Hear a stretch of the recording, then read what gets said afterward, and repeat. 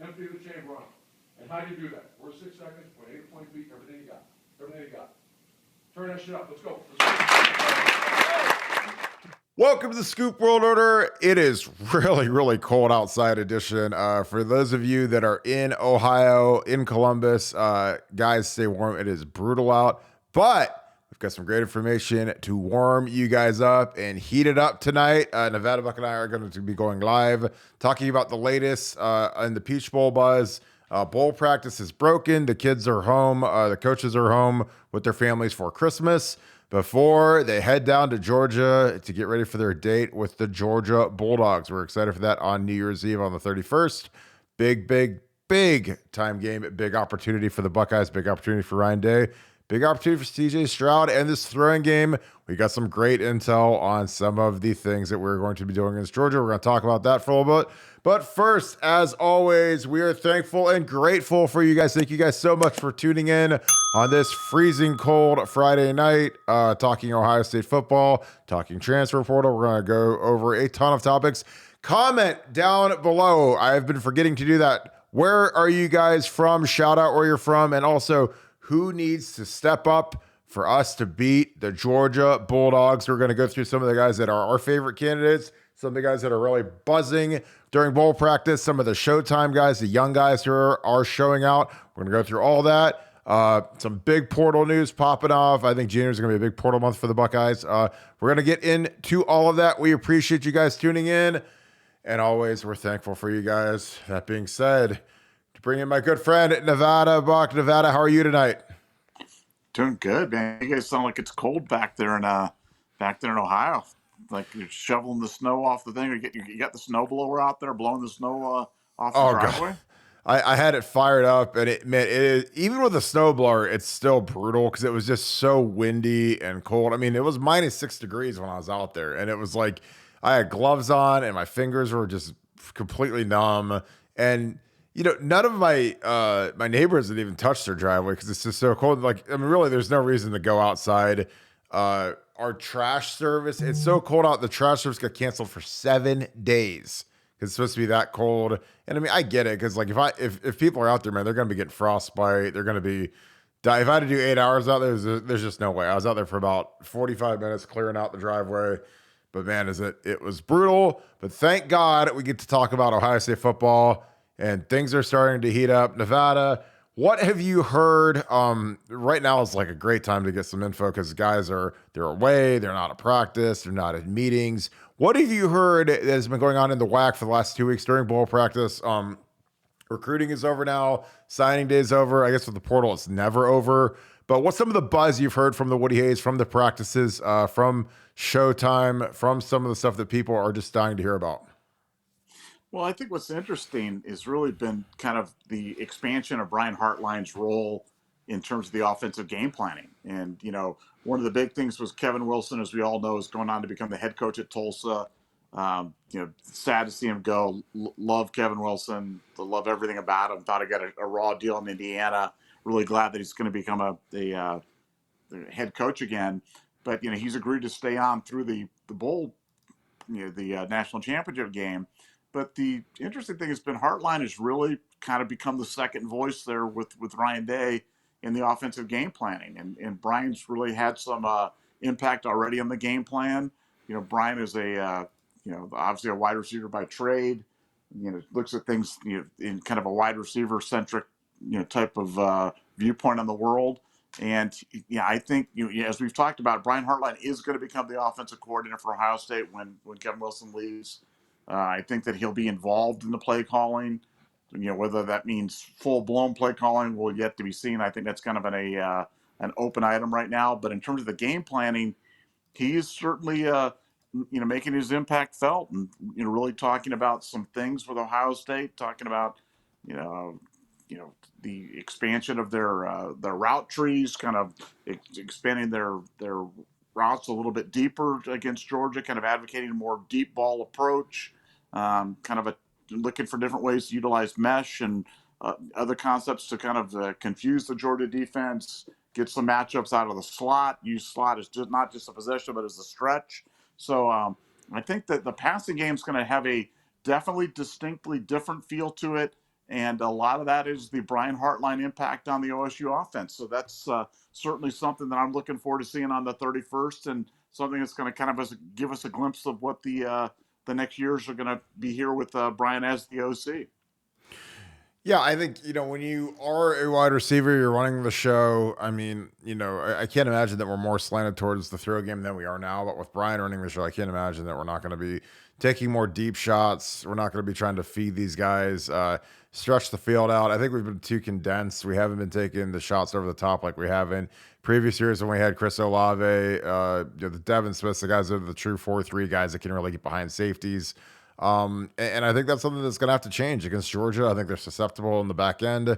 I don't think their safeties are that great. Again, like if I got to attack Georgia's defense, it's not the front seven, it's the back four, and I am throwing it over their heads as many times as I can and as early as I can to let them know that we're going to be doing this. And, we might not complete them all. We complete a couple of them, you get those 60-yard touchdowns. It ignites the crowd. It silences their crowd. And I think Jaden Ballard, who's been banged up for most of the year, I've known Jaden's father he's literally my age, and he's from Massillon. I've known him forever. This could be his coming out party. This is a game where, we need guys that are unsung heroes to step up and play. I think that the two tight end looks and that kind of stuff isn't going to be as prevalent against Georgia, just because that's what they want you to do. When Michigan went down to the Orange Bowl last year and played Georgia, granted it was a much better Georgia defense, they tried to line up and do the same stuff they did against Ohio State, and they got absolutely bushwhacked. So I think that, if you want to get into a ground and pound running game, see who's tougher game against Georgia, you're going to get killed. I think if you get into a track meet with Georgia, I think you have a great chance. And the way our offensive line is constructed, two fantastic pass blocking offensive tackles. They combined gave up 1 sack all year. Granted, they haven't played Georgia's defensive front yet, and we have to help against Jalen Carter. But we have the edge guys that can protect versus their DNs. They lost their best defensive end, Nolan Smith, which is huge. So I like how things are trending. I love what you're hearing. Again, I've heard it's going to be bombs over Baghdad. It's just like that's the Jaden Ballard show. Stretch them out vertically, horizontally, get to the edge of the defense, make those guys run. Honestly, I love when you're going into a hostile environment that's loud. I love hurry up because everything's fast. There's not look back and all the kind of stuff that Ryan likes to do. And honestly, I think a lot of times Ryan Day just gets too cute, and I think it really hurts our offense when he tries to make everything perfect and everything. And like sometimes you just have to. You have to go for the body blows. You got to go over the top and just call it and go with it. And don't try to adjust every little nuanced thing. Because football, as much as you want to make everything about, precision, sometimes it's just about the power of just running guys over, beating guys up, and then eventually they break in the fourth quarter because there's cumulative damage that happens on those early in the game runs. It might only get 2-3 yards. I know it sounds like hyperbole, but when you keep banging on guys over and over again, and then eventually they break towards the end of the game. It happened against Alabama. It happened against Oregon. When we've been really good, it's because we've been really physical. It hasn't been because we've been chuck and duck, which we've been a little too much last year's against Michigan, much too soft.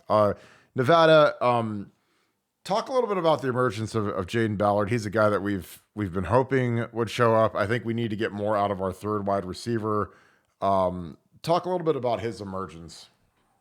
Well, he's big speed. He's a guy that can, take the top off of a defense and really is, kind of create some of those matchup difficulties that Ohio State's looking for. And, what you have to remember, Ohio State this year, I think we were looking at the Ohio State defense, and, you look at the number of sacks Ohio State's got this year, and I think we'd all agree that it's been really, way below what we thought they would get and way below what we projected for Ohio State for this year.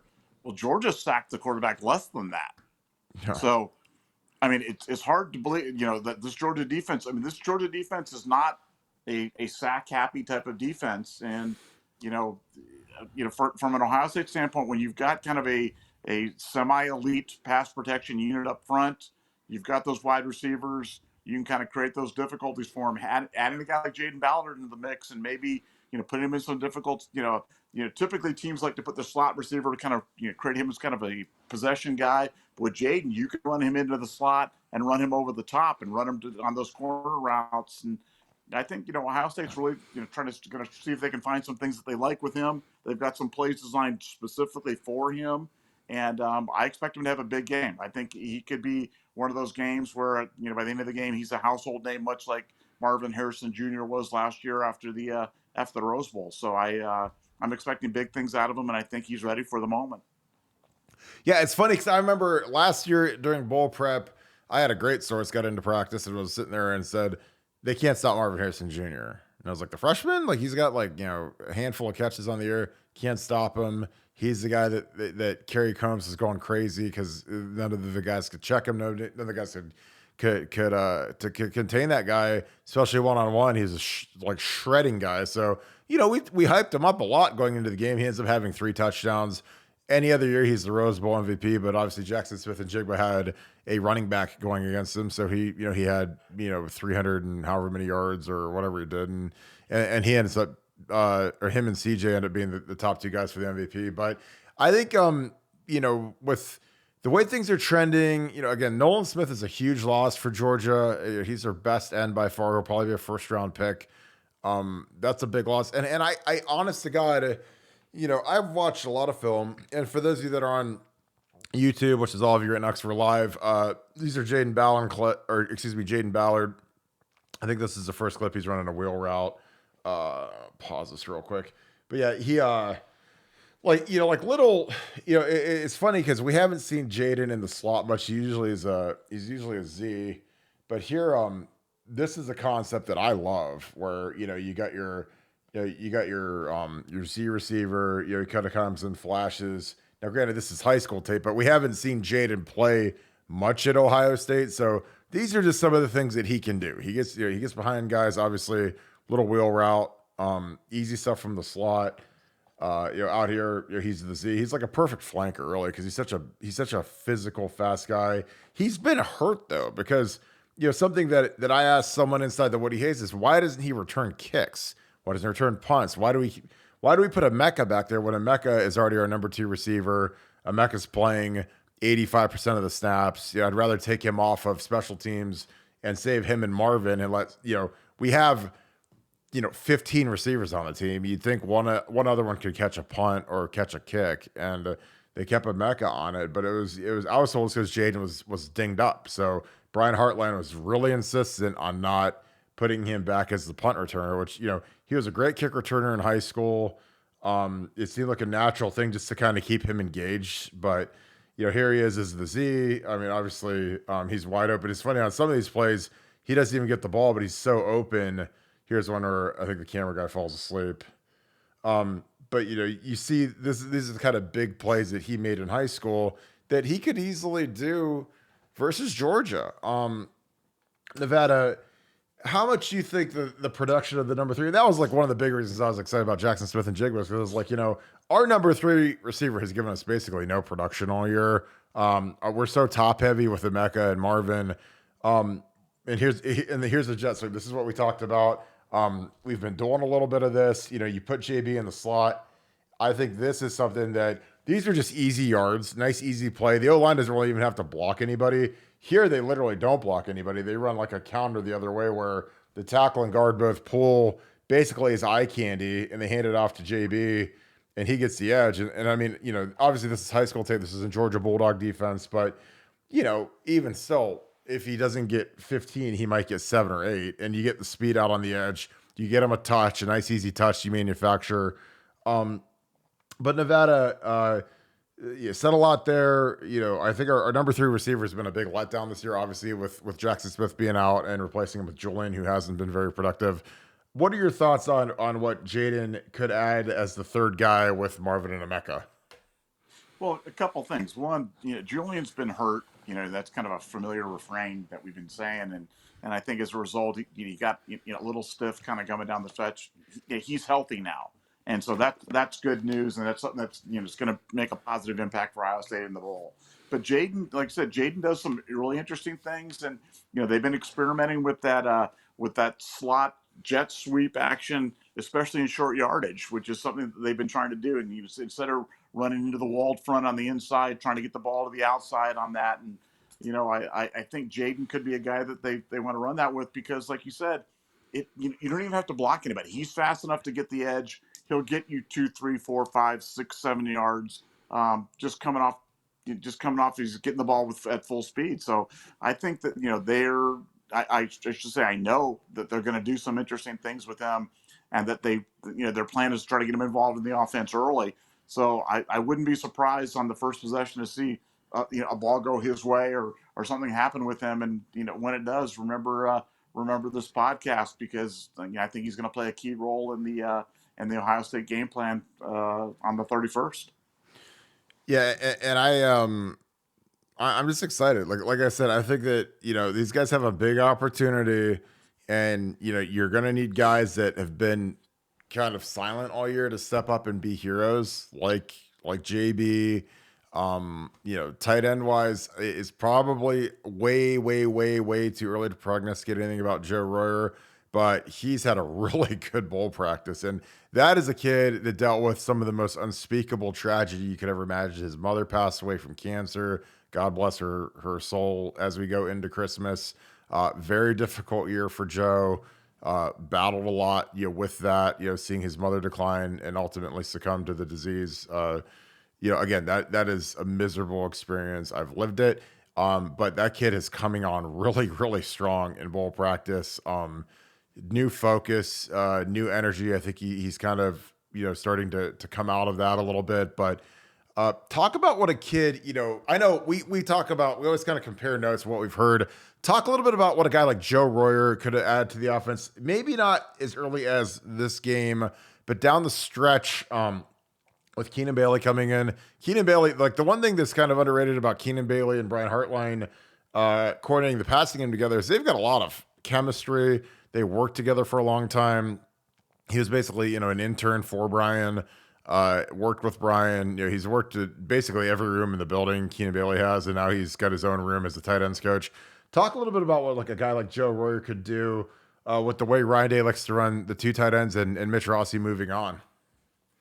Well, I think that's the key. I think Ryan Day loves that two tight end look, and he loves the flexibility that guys like that give to him. And if you look at it, they run them out of a lot of different spots. They run them out of kind of the wing back, the traditional tight end spot. Heck, they'll run them out of the fullback spot. So I think what Ohio State's trying to do is they're trying to utilize the tight end in a fullback position more and more, and kind of make that kind of a instead of a blocking fullback position, it's more of a receiving tight end position coming out of that. And Joe's perfect for a role like that. He's a physical kid who can really go down the field and really catch the ball. As you said, he's been through so much this year.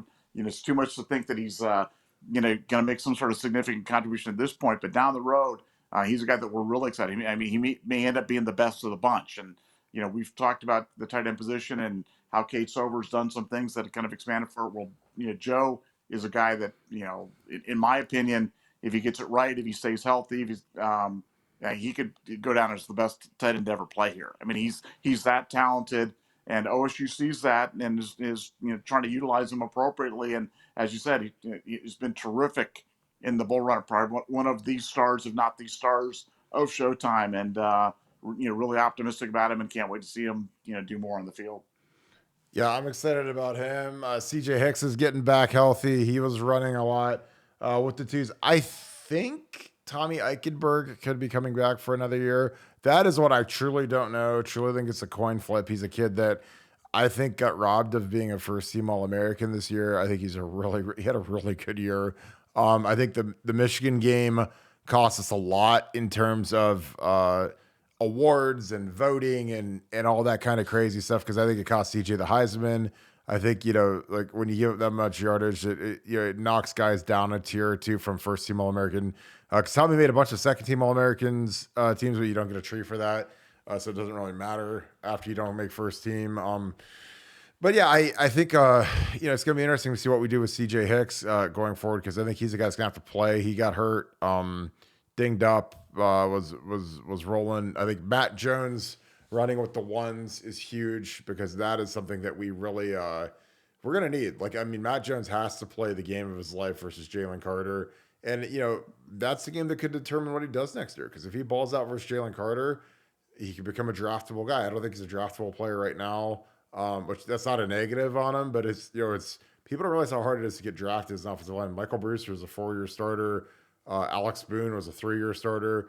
Both those guys did not get drafted. Both those guys had stellar careers at Ohio State. Both those guys were All-Americans at Ohio State. So it's not a knock on Mac Jones. I'd say he's not going to get drafted, but if he balls out versus Jalen Carter, I think it's going to put a different light on him. And the thing about this game that I think the players know, I hope the players know, this is the only game the scouts will watch. They'll watch this, and if you're a big time guy, they might watch you versus Michigan, but that's it. Like, they're not going to watch you versus Notre Dame or Wisconsin or any of the also-rans. There's 2 games they'll watch. They'll watch Michigan and Georgia because they want to see versus your best competition, best game you played is what it is. So Nevada, building on that, any other thoughts from practice as we keep moving towards the Georgia Bulldogs?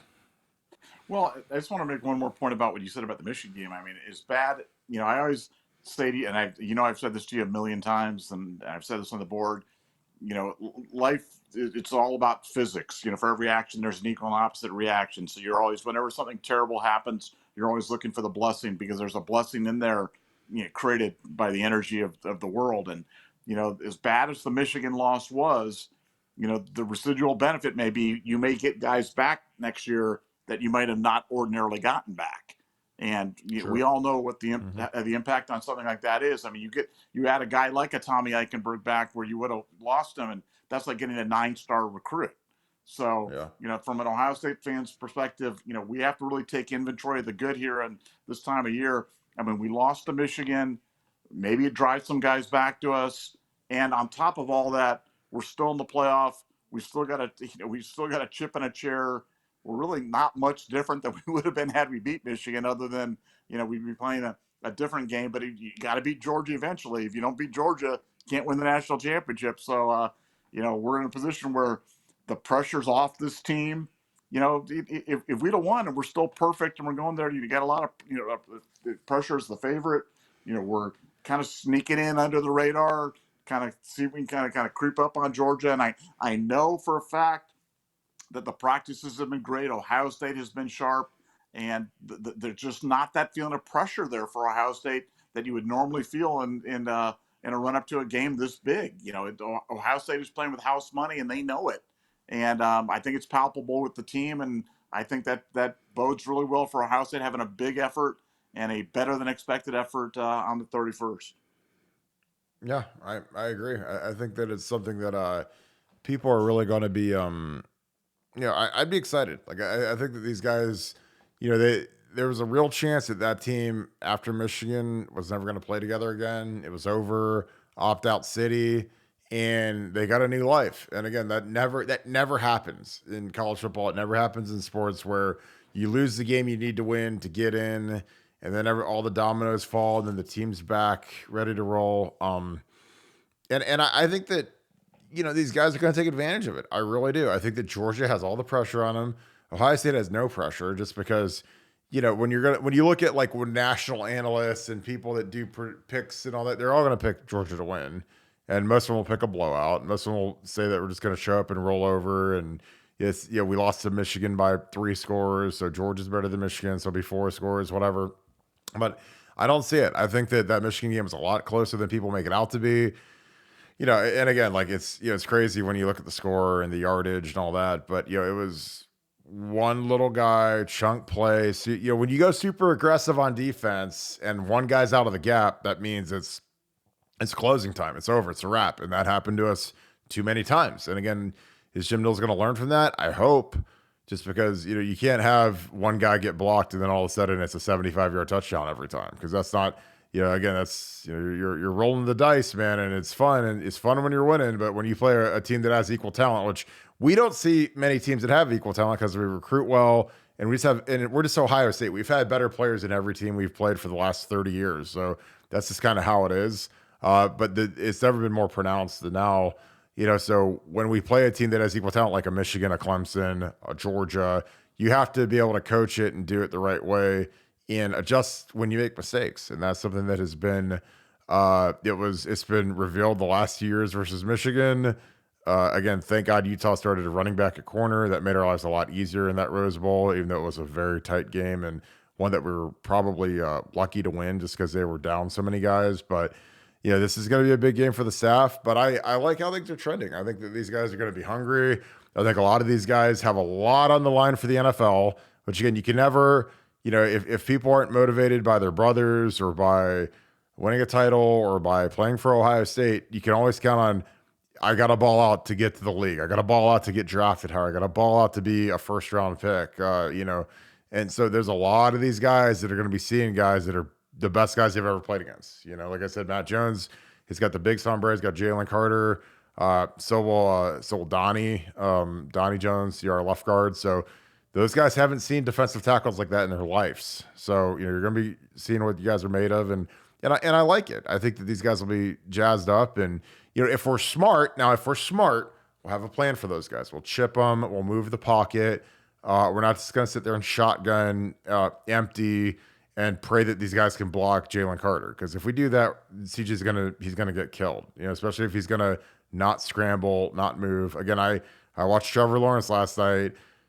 Guard blows an assignment, linebacker in the A gap. Trevor Lawrence spins out, runs for a first down. So, again, when we say CJ, you better get ready to run, we mean you better get ready to run. Because if they get a guy going scot-free, you got to be able to outrun that guy and go try to get positive yardage, because that's going to happen. This is how football is. Also, questions in the chat. Please fire away some questions. We're going to take some Q&A. Now, Nevada, any rebuttal to any of the things I just pontificated on? No, I think I have a little slightly different view about Knowles and the aggression on defense. I don't think it's so much as if one guy gets blocked. You just can't have all 10 guys get blocked and then one guy make a bad play. You know what I'm saying? Like, somebody's got to defeat a guy up front. You've got to beat your guy. And I think for Ohio State against Michigan, there was too many times where, one guy, made a mistake, but, other guys weren't getting home. Other guys weren't making a play. And I think that's really been a point of emphasis for Ohio State, during this bowl prep has been, hey, look, you got to win your battles. You got to go out there and win your battles. It's not okay just to get a stalemate. It's not okay just to not get pinballed off the line or thrown across the way. Like, you got to win. And Ohio State's been placing a heavy emphasis on winning during the bowl prep, and we'll see how that pans out in the thing. Because I like the aggressive style. I would much rather go out of my shield blitzing than I would sitting back and getting beat 6 and 7 and 8 yards. Playing the zones off the thing. And I recognize that sometimes you're going to get beat and you're going to give up big plays and you're going to lose.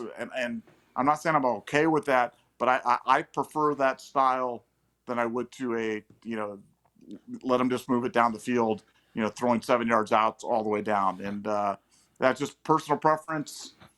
I think there's no right or wrong answer on that, but I didn't have any problem with Knowles dialing up some blitzes and bringing some action. I like the silver bullets, and I hope he brings that against Stetson on the 31st, and let's make Stetson beat us. Yeah, and I'm going to throw on some film of Jihad Carter. This is a guy that On3 projected. We are the leaders here. My face, unfortunately, is covering up the Ohio State logo. He's a corner from Syracuse, transfer portal guy. And again, there's a lot of things that can change. I think Ohio State is going to be doing most of their damage come January with the visits.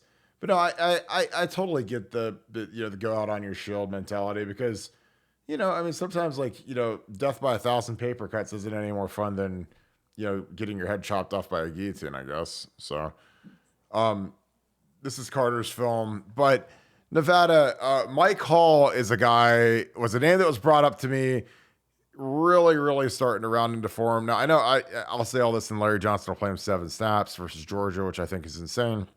But he was the guy that was brought up. Again, my guy who was at practice was watching it, and he said his first 2 steps are just incredibly fast compared to he watch all the defensive tackles who went on pass rush, and he said his first 2 steps are just out of this world fast and quick, and he's explosive. And I always liked Mike because he's a gym rat. He's a weight room guy. He's a guy you can't keep him out of the weight room. And a lot of big guys, a lot of offensive linemen and defensive tackle type guys, they're not gym rats. A lot of these guys are big and lazy and allergic to the weight room. And Mike is not that. Mike works like he's a linebacker. He's got that itch to always be getting stronger, getting more explosive. Because again, like you can't ever be strong enough when you play football. Like you're never like, man, I'm too strong, or you can be too stiff, you can be too slow, too weak, but you can't be too strong. And when you're in that weight room, the stronger you get, the harder it is for guys to manage you. That's why guys like Aaron Donald are so hard to go against, because he's so physically strong, so physically gifted, and he's a guy that puts in the work. That's why you see his dad was a big trainer, lifter guy. They had a basement gym and a little dumpy gym, but he started lifting them early, and he got big and fast and explosive, and he's become probably the best defensive tackle that's ever lived. Nevada, your thoughts on Mike Hall going forward?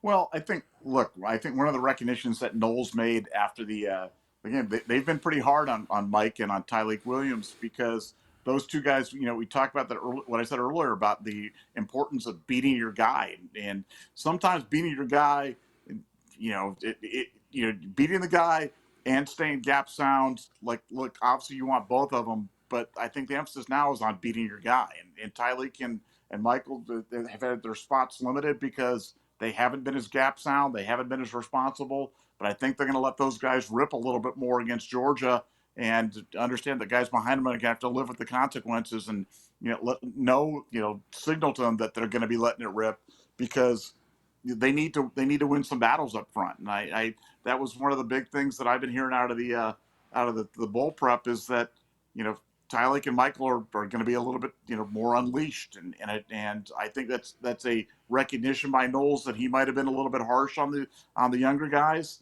and I think we're going to see more action out of them against Georgia, and whether it pays dividends or not, we'll see. This is again one of those more risky. Let's see what type of return type of investments, but for me that's how I'd play it. I think they're type of I'm tired of, and I'm not going to name names, but we all watch the replay of watching guys get picked up and thrown like little children against Michigan on the interior of the line, and Tyleik and Michael will not have that happen to them. And I'd rather play with them and live with the mistakes they make than watching some of our older veterans that get picked up and thrown around like small children. I'm trying not to name names. I know exactly what player you're talking about, and I know exactly what player you're talking about, because it was really bad. And it was when we needed it the most, they kind of gave us the least, and it hurt us. We had a guy get jacked up, double team, and they took it for 75 yards. I think it was the first one, the one where we really needed it, where it was a one-score game, and they handed off, little nothing zone play, and our guy gets ejected out of the stadium, and then the running back's just gone, and that's hard to watch. And again, I think that Mike and Tyleik are going to see a huge uptick in snaps, because there's a real chance those guys could hit the portal if they don't end up playing. So sometimes, like when you watch spring ball and you see Evan Pryor and G. Scott get featured, and after you've been hearing rumors about them hitting the portal, then this game you're going to see, again, I would flip the snap counts. Teron and Jerron can play 17 and 15 plays. I play Mike and Tyleik 50 plays each. I just flip the script, because those guys, Teron and Jerron are both gone. This is it. Fawn for a while, have fun, and play these young guys. Let them play. Let us turn them loose. Let the dogs eat. No more of the, oh, they're not ready. Oh, the snap count. Oh, it's not the jack linebacker. I would play. I don't know how much I'd play the 3 defensive end look, but. I would rotate Jack Sawyer in and give JT more of a blow, because I think JT wears down, because towards the end of the Michigan game, he was getting crushed. And I think you got to just rotate him in a little bit. I'd rotate 3 DNs. I'd play Jack, JT, and Zach Harrison as equal as possible. I think those are by far the 3 best defensive ends we have. Next year, Caden Curry is going to be in that mix. Obviously, without getting Mateo Uiagalelei, who's a guy who a lot of us projected to go to Ohio State, that's a huge bump for Caden Curry, because Caden's he's gonna have to be that 3rd dog next year when Zach Harrison goes on to the NFL. And again, maybe he's a guy that could give you 5 snaps, 10 snaps, because again, when you're playing these big games against Georgia, man, a healthy rotation. You're going to be going against the biggest, most physical team. You've gone against a team that was in the top 2 for the Joe Moore Award for the top offensive line. Rotating these guys is never a bad idea, but you got to make sure that the counts are right. You got to play the guys that are productive. Because my biggest beef with Larry Johnson's rotation is he plays the guys that aren't productive over guys that are much more productive in fewer snaps. So, when Mike Hall and Jack Sawyer lead the team in sacks with 4.5 sacks, which is a paltry number when you remember Chase Young had like 15 sacks or whatever he had the year that he broke the record. I mean, leading the team with 4.5 sacks is almost embarrassing. But then you look at their total snap counts and their efficiency, and I'm like, imagine if they actually played like a full, it'd be like if you had a guy that had 20% of the at-bats of most of the Major League Baseball regulars that led the league in home runs or led the team in home runs. Like, wouldn't you think to give them more at-bats and let them produce and see if they can maintain that pace with a full snap count? Maybe, maybe not. Keep the questions coming. Appreciate you guys as always. Sawyer isn't fast enough to cover breast. Again, like, this is one of the things that drove me nuts. And again, I'm not just trying to pick on Jim Knowles over and over again. And again, you guys, this is Jahad Carter's. This is his tape. This is a corner that we're in on in the transfer portal. When we dropped Jack Sawyer and that was, we talked about exotic blitzes. Nevadabuck had a big nugget about we're going to run the most exotic defense you've ever seen. Some of the crazy stuff. We blitzed 3 safeties on that play, and we dropped Jack Sawyer into coverage, which again, that's great when you're trying to stop a slant, a short slant. You drop him kind of right into the hole there in case they do run a quick slant versus an all-out pressure. But if you drop Steele Chambers into coverage when they make that little completion and their cornerback can't get the guy on the ground, Steele can probably make that play. Jack Sawyer, who's probably a 4.7-ish guy, he can't get there. Steele's a 4.5 guy. So, when you say it's a game of inches, those are the little nuanced things that you talk about. But yeah, I do recognize the Sawyer. So if we put Jack Sawyer on Brock Bowers, we're going to lose by probably 100 points. But Nevada, any rebuttals to any of the things I said? I'm going to switch this film out real quick and see what else we could throw up here for a little bit. Look, dropping the defensive end is always it sucks when it doesn't work, and when it does work, it's like it's defensive genius. And you're right, he was sinking into that spot. It's a 3rd and 8. You're looking for that slant. Michigan loves to run that play. If they do, and he picks it off and he takes it to the house, it's great. But it didn't work out, and then it kind of put him in a bad spot because he's trying to run a guy down in coverage. Probably not a good matchup for him. But let's go back to Jack Sawyer just for a second. There is no bigger fan of Jack Sawyer on the planet than me. But he looks stiff to me. He looks stiff. I don't know if the added weight. I mean, I don't know. And again, what I'm going to say is going to be blasphemous. And maybe people go, Nevada, you're out of your mind. And you might stalk off the set in disgust on this comment. But I wonder if he's better playing at 230 and playing with some bend and playing, because he just looks stiff to me. And I know that's weird to say about a guy who's, a 5-star, can't miss, kid. And there's no better kid in the world than Jack Sawyer. Nobody that I'm rooting for more than Jack Sawyer. But he doesn't look as impactful as I thought that he would look. And I don't know what that is. And I know we talked about him adding weight this year so he could, be a little bit more physical, not get bounced around by some of those big men. But I wonder if he needs to go the other direction and drop weight and play, skinnier and faster and more athletically. And that's my thought. I'm welcome to be called dumb because I've been called dumb before, but that's my thought. I'd love to hear other people's thoughts on that. Yeah, fire that up in the chat. I'd love your thoughts on that as well. I think if I was Jack, I would take yoga twice a day, every day until next season starts, just to get his hip flexion going, get a little more fluidity going. Super strong kid, fantastic against the run. But I just think that, to really to take that next leap as a pass rusher, I think flexibility is everything. I think bend is everything. I think the best pass rushers, they're both powerful and they've got like this factor that I don't know how else to describe it other than they're just slippery. Like they're hard to block. They're hard to keep a hold of. That's why I call it like they're slippery. Like we watched Nick Bosa versus the tackle he's slippery. Like guys can't keep their hands on him because his hands are so good. He's so quick. His hips are so good that he gets past guys. And then you watch other defensive ends, and they're the giant. They're in the giant sumo suits that they have at the fair, and they just kind of like Velcro to each other. And they, like Zach Harrison, who's having his best year he's ever had. Last year, it was like he would rush the passer, and it was like Velcro. It was like a magnet to the tackle, and he couldn't get off him. And I think it's explosion, it's speed, it's flexibility. People never think of flexibility in football just because it's like what ballerinas do. But I think, if I coach an offensive line room, I would have my guys work flexibility every day. And the only way you can really do it is yoga, because that's like something where it's not just like, reach down, touch your toes and do hurdler stretch and that kind of thing. I think you have to really challenge yourself, because going into my senior year, I started taking yoga every day, and I hated it because I wasn't good at it. I wasn't strong.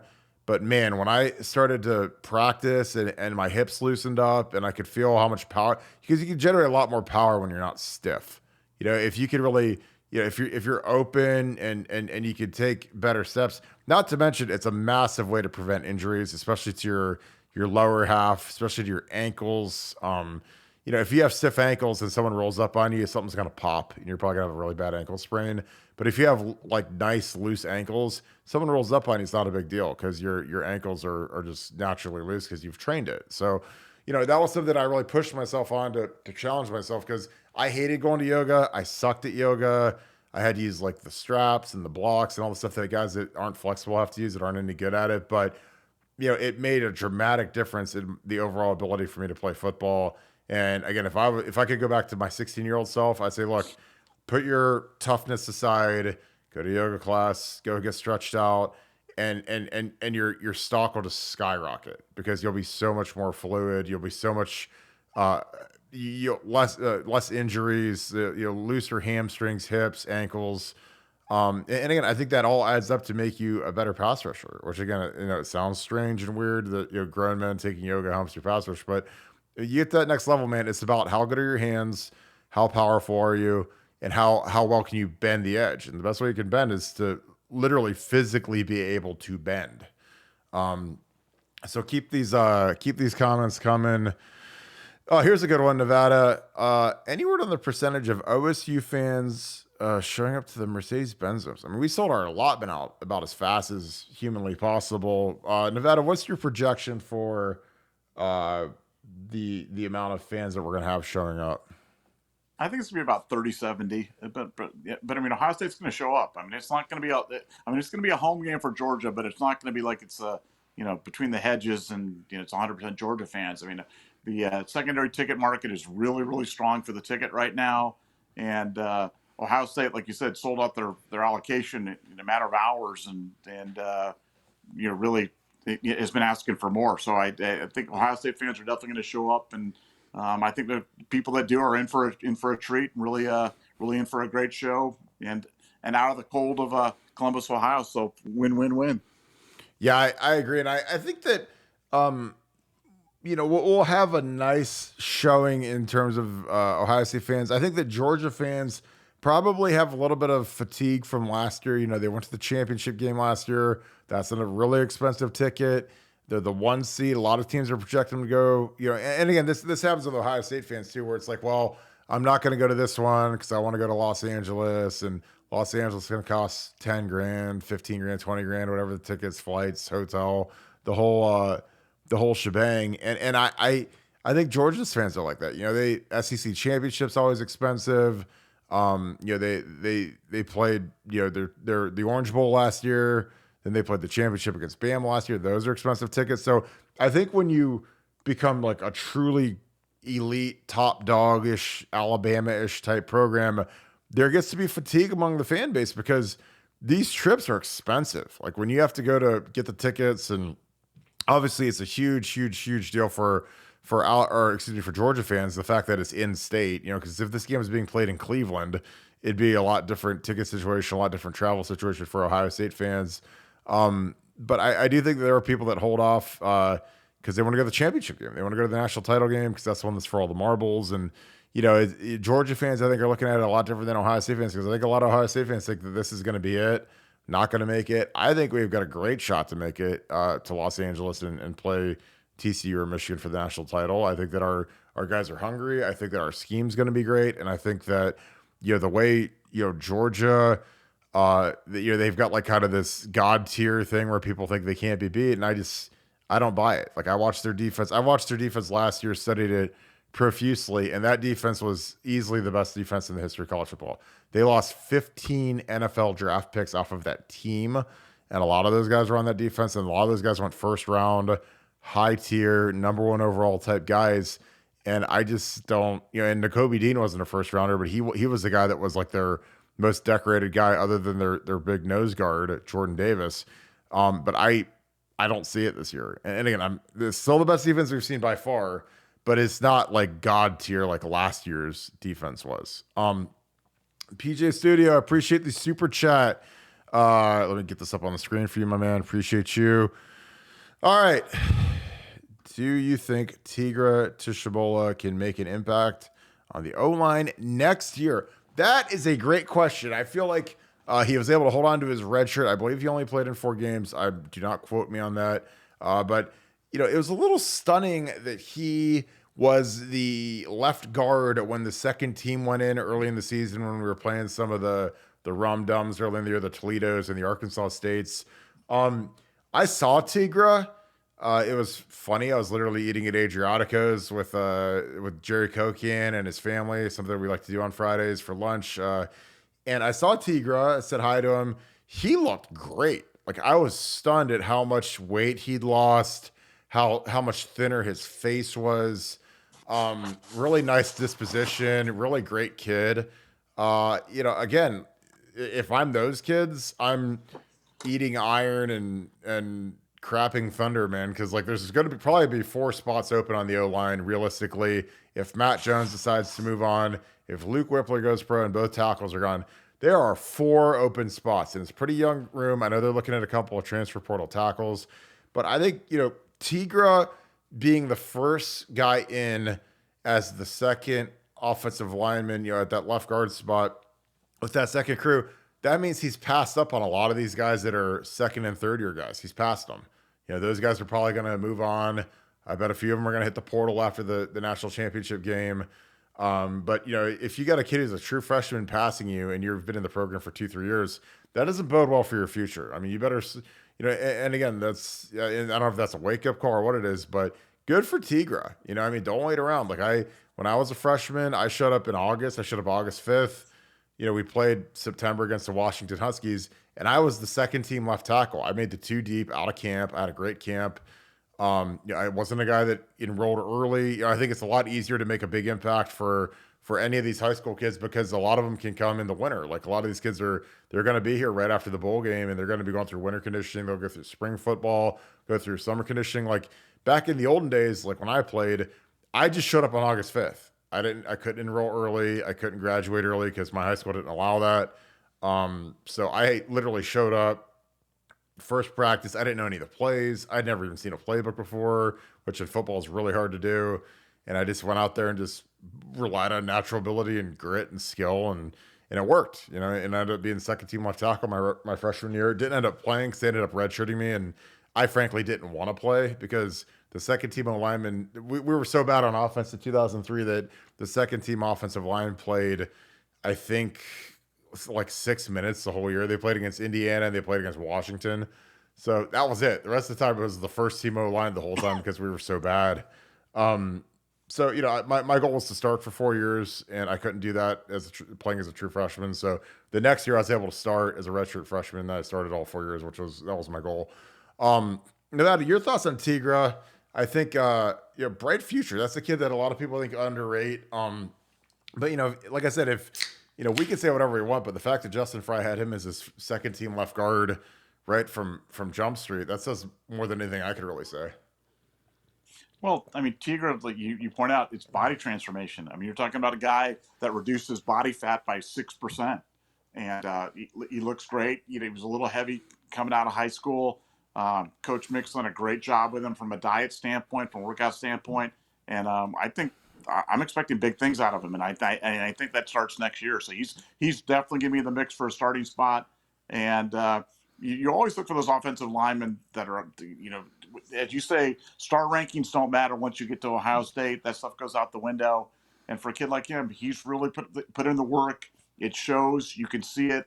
You can see it in his body. You can see it in the weight room. You can see it on the practice field. And I think you'll see it on the playing field next year. All right. This is a great question. This one kind of caught my eye. Appreciate this, Mike. Do you think, like, bringing in 3-star guys who are a legacy? I assume this is Will Smith Jr. because their dads were former stud Buckeyes, but maybe don't have the current big time ability, and maybe they're rich soft. I'm not sure the question. I think it's basically, do I think that it's worth bringing in a guy like Will Smith Jr., whose dad was an All-American, and Will. There are people that don't think he can play. They think that he's underrated, whatever. I like the kid. I think he's a great kid. I think he's a tough kid. His dad was one of the baddest guys to ever wear the uniform, one of the toughest players in Ohio State history, one of the best players in Ohio State history, first round pick, guy that I literally blocked every day as a freshman when he was a senior, when he was at the top of his game. So that guy made me into the tackle I became because I had to block him every day. And he was, he went like 18th overall to the Saints, one of the meanest players in Ohio State history. But really, like, I learned so much from Will Smith that it didn't make my life easier, but it really taught you, hey, you really got to eat your Wheaties and come to work every day. Because when you get to block Will, it's never going to be easy. It's always going to be hard. It's always going to be miserable. But if you can hang in there against Will, you can hang in there against anybody. But I like his kid. I think that when you do a broad stroke question like this, I don't think it's fair. I think you really have to look at it on a case by case basis, based on the kid. I don't think that the dad has any relevance in this because, again, we talked about Joe Royer a little bit ago, and I was there the whole day when it was Joe Royer versus Luke Lachey. That was like an all-day tryout. Kevin Wilson ran the tryout between the two guys, literally back to back to back. Like, and you're taking one of them. You probably could have fit both of them, but you're only taking one. And we ended up taking Joe Royer over Jim Lachey, and obviously Jim Lachey he's our color guy. He's a guy that you have to see on the plane every road trip. The Paul Keels and Jim Lachey, they fly on the plane with the team. So when you're Kevin Wilson and Ryan Day, and you got to see that every day. You got to go see, hey, we didn't take your son, we took this guy, Joe, who's a great player. So you better be sure, and there better be significant space, because if it's even, you got to take the legacy. Jim Lachey is one of the great Buckeyes of all time, one of the kindest guys, one of the nicest guys I've ever been around. So to tell his son no and force his son to go to Iowa when he dreamed of being a Buckeye his whole life, you better be sure, and I think they got that right. I saw Luke this year, great kid. I think he's got upside, but I think Joe's probably better. But you got to be real sure when you're dealing with these legacies, because it's every kid's dad thinks that he should be a scholarship player, and I disagree with that. I've got a 5-year-old, obviously a long way away from playing, but I have no expectations he'll play at Ohio State. I don't care if he plays at Ohio State. He can play wherever he wants. Doesn't matter to me. But not every dad's like that. Not every dad believes that their kid shouldn't be an automatic legacy offer. So, Nevada, what are your thoughts on that? It'd be great to just kind of get like a little outside view on that. Well, again, you said it perfectly. It just comes down to the kid. I mean, when I look at the tape and I watch Will Smith Jr., I like him. I think he's got every bit as much a chance to be a contributor as a lot of the other kids coming in, and we'll see how it goes out. I mean, somebody's going to be right and somebody's going to be wrong in this one, but for my money, I bet he's going to be a contributor to Ohio State, and I think it was a worthy offer. Yeah, I do too. And Mike, this is also great intel. He says he coached Jelani Thurman at the U.S. Army Bowl last week. All-world looking athlete, but son of a pro, won't be as hard or tough. Mick will get Jelani. Honestly, I don't know if that's a Jelani thing. It might be. I just think that's just how the current generation is, and I'm not trying to act like I'm, the old guy from Gran Torino or anything, but it's just like that's just kind of how it is. Like a lot of these kids, they come out of high school programs. They have coaches that are more buddy, that aren't going to really get up in them like Mick will, and like the way Urban definitely did. So, these guys got to adjust to a whole new culture when you come to Ohio State. Because like when we had Urban and Mick together, I mean, it was brutal. Like some of these kids, they're ready to quit. They're ready to go home after a week because it's like, it's like going to Hell Week. That first couple of weeks, man, they're breaking you down and they're making sure that you know what it is and how we do things. And it's not coddling. It's not how a lot of high school coaches work with kids now, where they're scared to challenge them. They're scared to really get up in their grill. Like with Mick and Urban, it was like they didn't care. I mean, they were there to push you and scrape every little bit of greatness they could get out of the far crevices of your life, because that's not a normal way of doing things, especially in high school sports, because unless you're a guy who's like a Nick Saban who's been around for a long time and had a lot of success, that gets frowned upon by high school administrators now. It gets frowned upon by parents now. Like hard coaching is a relic of the past, and I don't think that's a good thing. I think that kids need to be challenged. I think kids need to be firmed up a little bit, toughened up a little bit. My high school coach was, he was a Nick Saban guy. He was the guy that Nick Saban actually offered the DB coaching job when he was at Toledo to my high school coach. He didn't take it. He joked with me a couple weeks ago. He's like, "Can you imagine where I'd be if I'd have taken that?" I was like, "Yeah, you'd probably be in the SEC making $2 million a year as a coordinator." And he just dies laughing because he's a really sound, sharp football coach. But he was best friends with Nick Saban, and they have the same mentality, the same toughness, the same get after it, the same hold accountable, and that's really lost among current coaches and current high schools. And because again, parents they'll come marching in, and you yelled at my Johnny, and you yelled at my kid, and how could you? You hurt his feelings. He's sad now. Like, and I don't think that's good. I think it's actually terrible for the kids. I think the kids need to firm up a little bit. But Nevada, you've seen it in youth sports, high school sports. Kids coming into Ohio State. I think this is one of the great points you always make about Ohio State football, and how you always say you're always excited about every single recruit. Talk a little bit about that, because not every kid can adjust to the way Ohio State, is. Well, look, I talk a lot about minor league baseball. Minor league baseball, when you come to minor league baseball, the big challenge in minor league baseball is that you got to ride a bus, it's 12 hours, 16 hours, 18 hours to the next game, and then get off the bus and play in 2 hours and do it. And it's a miserable existence. So the best players don't win out in minor league baseball. It's the ones that the mentally toughest. And say same thing with Ohio State football. It at some point it stops being about just pure athletic ability, and it's about who is mentally tough enough to handle the criticism, to handle the rigors of classwork, schoolwork, trying to maintain some sort of a social life and stay on track in terms of doing it. And we see it in every sport. I see it in youth sports. I see it in hockey. I see it with my own kids, and it's those ones that can stay mentally tough and do it. And that's why for me, I prefer a tough, straightforward type of approach as opposed to a more subtle, mealy-mouthed kind of family, kind of pseudo yes, it's all good and huggy, but really no, and then they're going to stab you in the back. I prefer that guy just stand up, tell you what the expectations are, and you either live up to them and you can or you can't, because football's not for everyone. This is not a sport that everybody can play. And so, for me, I like the tough approach. I like the direct approach. And, I applaud that type of coaching, because I think it's an honest approach. It's an honest approach to life. And I really respect that. Yeah, I totally agree. I think it's important to be direct with kids. I think that when they look back at their college experience, 3, 4, 5 years at Ohio State, when they look in the mirror, can you and your coach both say, we did everything we could to get everything possible out of that kid? Because like I look at like kids that I coach, like Taylor Decker, freshman year, great, one of the nicest kids, one of the smartest kids. Wasn't a real tough kid. Was a kid that had to, we had to coach up. His sets were a mess. Had to get them all. And he was well coached in high school. This is nothing against his high school coaches, but he's a guy, big jump up to Ohio State from Vandalia Butler. Great kid, worker.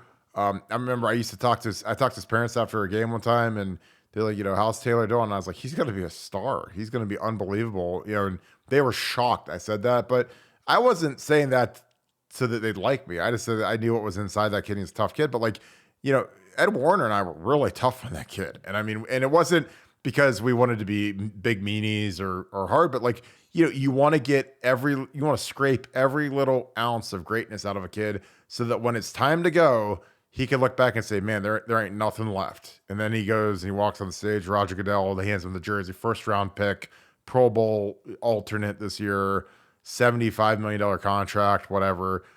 That is what your end, when you're a coach at Ohio State, that's what your end goal is. You want a guy there's nothing else we could have done. And then there's guys that on the flip, we had Kyle Dodson, who was actually rated ahead of Taylor.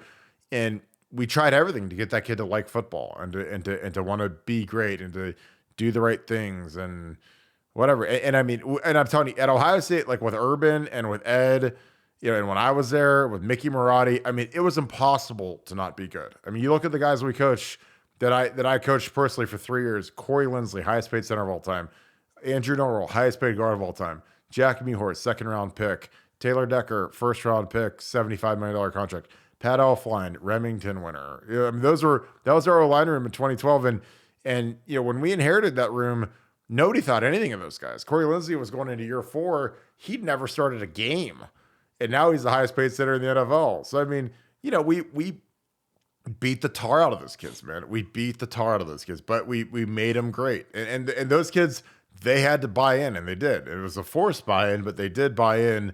And, do they feel bad that it was hard back then? No, because they've made, $50 million each. So it's not, that's just how it is. And the guys that didn't make that kind of thing, we treated them the same way. But, at some point, everybody reaches their peak and guys fall by the wayside. But, the method worked. There was a method to the madness. And I was proud of that. And that's something with Tigra and with these coaches. The one thing that when you're a coach at Ohio State that you want to make sure is that when these kids are done, when they've exhausted their eligibility, have you gotten everything out of them that you can possibly get out of them? And that's something that's really important.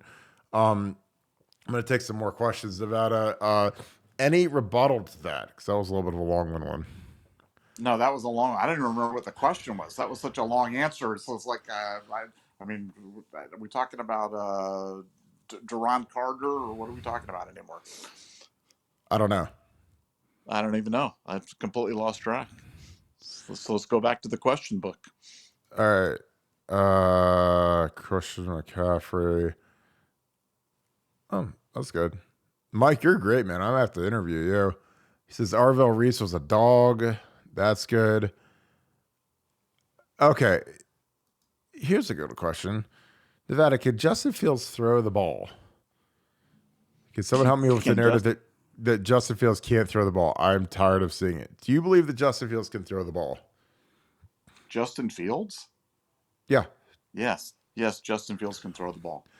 See, I don't get when people say he can't throw either. I don't think he has anybody to throw to, but when he in 19, when we had Olave and Wilson, I never thought Justin, because the funny thing about Justin Fields when he played for Ryan Day is that he didn't really run the ball very much. Now in the NFL, he's a 1,000-yard rusher because he has to run the ball because the O-line's so bad and he doesn't have any skill guys.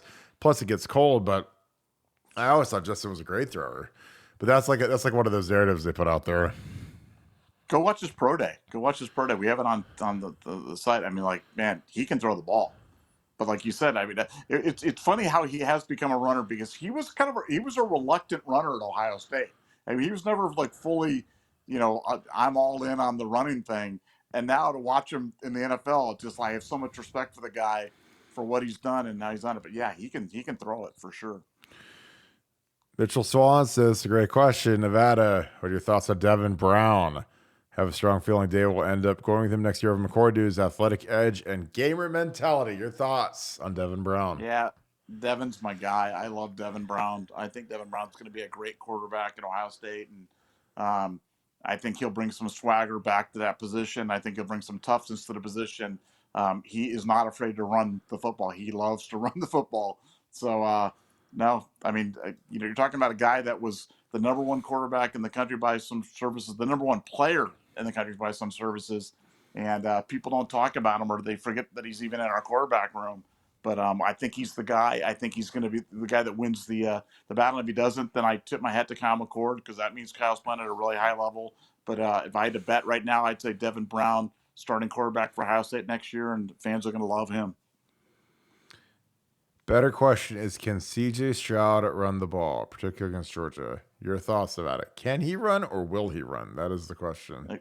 Yeah, can he run? Yes, he can run. Will he run?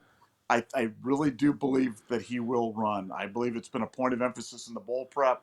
I think they've got some things in there that they're going to make it easier on him. Rolling him out, getting him an edge, kind of getting him going, get him in that movement early. I know that they've encouraged him to run. I know that they've pointed out to him that it's important that he run, and I think he will. I think he will. Now we'll see. But if over under on 25 yards rushing for C.J. Stroud in the Georgia game, and I'm betting over. I hope he has over 25 yards rushing. If he does, we have a better shot of winning. All right, AZ King, Kirk, who are we losing to the portal after the playoffs besides Hayden? Well, I don't think we're losing Dallin Hayden, if that's who that Hayden is.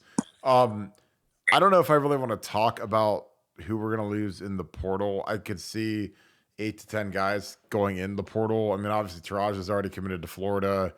We kind of have this weird thing going right now where guys can they can get in the portal and stick around for the playoffs and everything. So, but I think there's going to be some guys hitting the portal afterwards. And again, guys leave after spring ball now too. So some guys will go through the first week of spring ball or winter conditioning and hit the portal when they feel like they're not getting a chance or they're not getting a slice. But I don't know if we want to name names. Nevada, I think I know you, but you don't want to name any names of who could go to the portal, do you?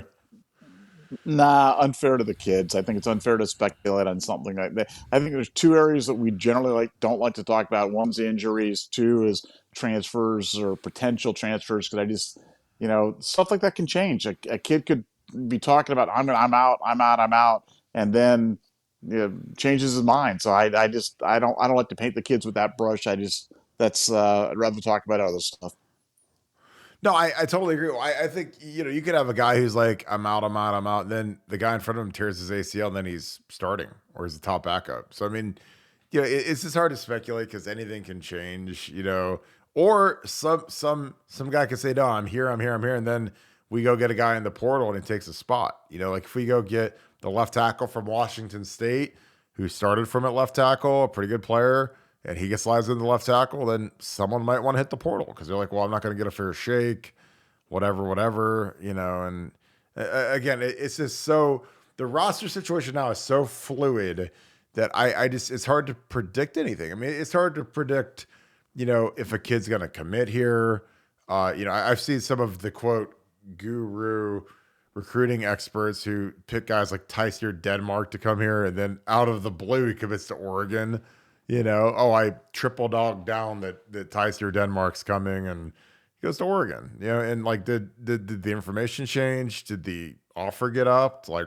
I don't know, but I think it's a fool's errand anymore to project some of these recruiting things because every single Ohio State recruiting guy and a lot of the national recruiting guys, they all said, "Oh, Mateo Uiagalelei, Ohio State slating, blah blah blah." Signing day comes, it's quack time. The Oregon Ducks and Phil Knight came in and dropped the bag on his head. So. I don't know. I think that some stuff with the portal, with NIL, projecting who could transfer, I don't know. It just doesn't make sense anymore for me. Again, there's a big rumor last year Evan Pryor was looking. I know for a fact he was considering transferring after the spring game. He never did. Tears his knee up, so who knows? Again, I think it's a fool's errand to try to project who some of these guys are. I think there's some guys that are going to be asked to transfer just because, with the portal, there's dead wood, and there's some guys that, they're coming on to year 3. They haven't made that move. And this is probably too big of a spot for them. This is probably too tough of a school for them to make an impact. And there's no shame in that. Like I said, everybody hits their wall at some point, and I think it could free up the roster if we go after some more portal guys. Again, we had the Jahad Carter guy. There's a couple tackles that we've offered recently. I think January is going to be a big month for the portal just because we're finally not going to be focusing on the playoffs and all this other garbage. It's not garbage, but with early signing day now and getting ready to play the Georgia Bulldogs, like that's almost the most ridiculous thing ever. That the early signing day is in December when it should really be in January or some other point. I know January next to February doesn't make sense, but it's really hard to have Ryan Day and his staff get ready to play in the playoffs, and then they have to be flying to South Dakota to go watch a Lincoln Kienholz football game. Like that's really really tough stuff. Nevada, any thoughts on portal, January portal? Just your general thoughts on the portal. Do you think we're going to be more active in it out of Michigan, or are we going to say status quo like we have been? No, I think we're definitely going to be more active in it. And like you said, I think it's going to be a January thing for Ohio State. I mean, people look at the recruiting class, and the recruiting class is totally fine by my standpoint. And people have to remember, it's not done. We're only, 3/4 of the way through or whatever, but the final story hasn't been written on this recruiting class. You've still got another signing day, and you've got an entire portal season to kind of go through here through January. So, no, I'm expecting Ohio State to continue to be active, continue to look to enhance the roster. And I like where they're sitting. They're in good shape. They've got a loaded roster coming in, and not a whole lot of gaping holes to fill. Yeah, and we might win the Natty, and that might attract more guys. There might be more guys that, and when you win a national title, there's more guys that want to go pro, go out on a high note, win the national title. That opens up more spots. So it's kind of like a never-ending cycle when you talk about what the roster will look like, because even if you have a big you add 5-6 guys in the portal in January, come spring there's a whole nother wave of kids that are going to be hitting the portal, unhappy with where they're at. They get beat out. They're a veteran guy. They don't like the new coach. They don't like the new scheme. They don't like the new coordinator. It never ends, which again, that is why being on a message board is like the greatest thing ever, because literally every single day there's something crazy going on that we could talk about. Nevada, I'm going to wrap this. Appreciate you guys being on this. This is 71 minutes strong. Great content. Appreciate all you guys. As always, you guys really make the show great. I love the questions as always. Nevada, any closing thoughts as we head into Christmas Eve tomorrow? I'm just excited to see the Brian Hartline impact on the offense. I think it's going to be profound, and I think it's going to be something that's going to be palpable. And can't wait to see it on the 31st. I think everybody's going to be in for a treat. Yeah, I think that when a wide receiver coach is running the show, you're going to see a lot of you're going to feature the wide receivers. Kind of like how Kevin Wilson, has been the coordinator, and we've seen more tight end and fullback usage, and those guys all sit in Kevin Wilson's room than we've seen in the lot, since the Jim Trussell era. So I think with Brian, it's going to be, let's feature these receivers, let's get them schemed up. He's not going to have to answer to anybody. He's kind of moving up the totem pole where he only has to answer to Ryan now. He doesn't have to run anything to Kevin Wilson anymore. So that'll be fascinating to watch. I think his synergy with Keenan Bailey is going to be fantastic for the throw game. Featuring the tight ends. You got some guys like Jelani Thurman coming in who I think could be a big add. I think Joe Royer is a super athletic tight end who, again, dealt with tragedy, kind of a lost season for him. I think he could have a huge spring and be a big impact guy next year. So a lot of fun stuff going on. So I'm going to wrap this thing up. I appreciate you guys. Merry early Christmas. Happy Hanukkah. Appreciate all you guys tuning in. This has been a fantastic show. We are on BuckeyeScoop.com. You guys still have a few hours left before Christmas. Would love to have you guys join our community on BuckeyeScoop.com. We are the premium Ohio State community. We have the highest quality information.